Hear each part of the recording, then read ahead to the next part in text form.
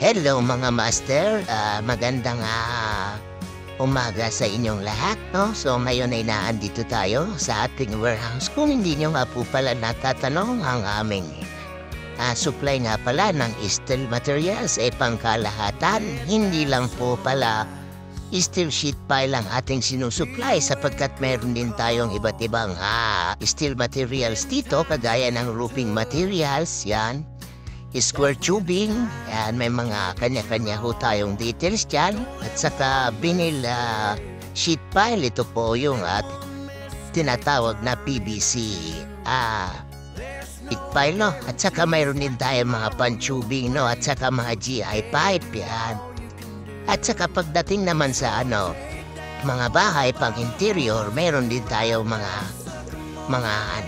pang interior na mga materyales kagaya na lamang ng mga metal traps na ginagamit po sa pagsisiling, no? Yan, metal stud.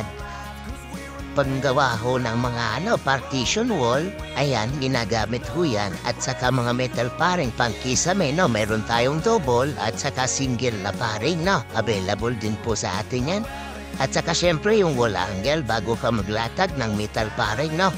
Sa mga pagitan ng kantuhan ng mga kantumesa ng pader. Yan, so kailangan ng wall angle muna bago i-metal pa rin. So kompleto po tayo niyan dito. Mayroon din po tayong C-channel at saka W-clip. Yan, no? So yan, ginagamit naman yung W-clip pagka halimbawa naikabit nyo na ho yung metal paring sa wall angle. Yan ho yung kinakabitan ng hanger. Meron din ho tayo at maging mga pangkisame, no?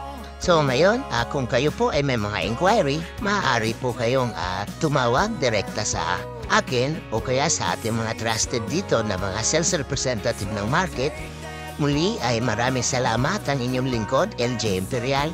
At sana ay agaran po namin matanggap ang inyong mga order. Yun lang po at mabuhay po kayong lahat. Marami pong salamat!